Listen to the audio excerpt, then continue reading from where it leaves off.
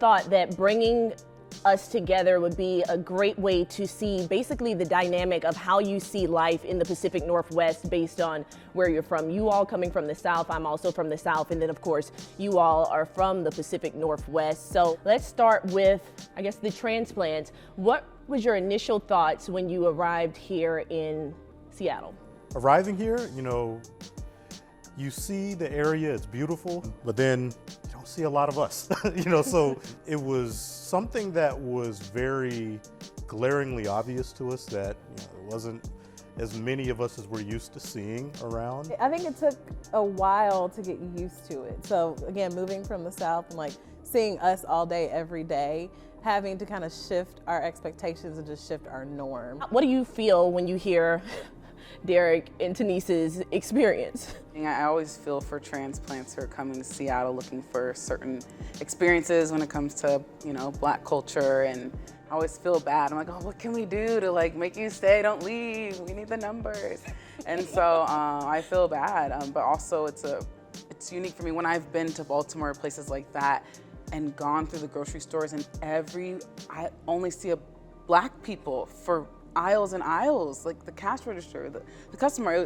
I didn't realize how surprised I would be. I didn't realize how white this space is here in Seattle. But there's so much beauty here in other ways, right? Yeah, and the community that is here is strong. And so that's why we're small but mighty. I would agree. I had the privilege of living in Alabama and going to a HBCU, and my family originates from the Carolinas. But I think the diversity that we have out here gives us the opportunity to be able to move in a lot of different rooms that a lot of people can't move in being Black because of seeing things differently. I could have stayed in the South and enjoyed what we have out there, but I think for people that don't have that opportunity, it's for us to bring it back to them and create that here. So, but I do miss the Carolinas, we don't have any Waffle Houses out here or any Checkers or anything, so those are places that I miss near and dear, Ooh, so. My heart tingled when you said Waffle House. Yeah, late night eats.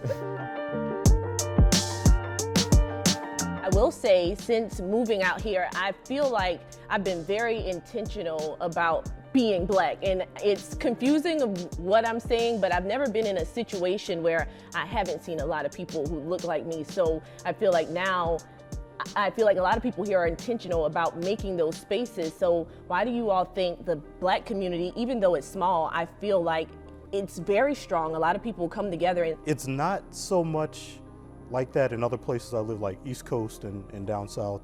I think because we kind of take it for granted, take for granted who we are and that we're showing up somewhere, and there's so many more of us, there's so many more spaces like what we have, and it's kind of part of the norm.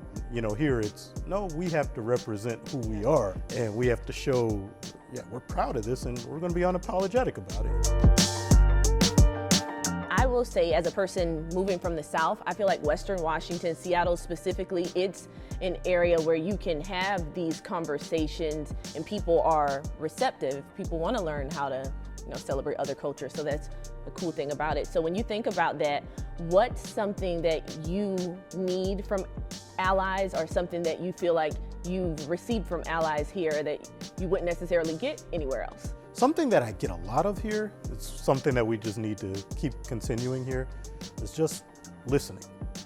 Sometimes the listening in those spaces is very powerful. It's listening, but then acting on what you've learned once you have the opportunity. It's taking the time to listen, intricately thinking about those lessons, and when you have the opportunity to use it to be a voice for someone else in the Black community, or to open up the door for someone else in the Black community, use the opportunity to do so. Also, just believing us when we say something isn't right.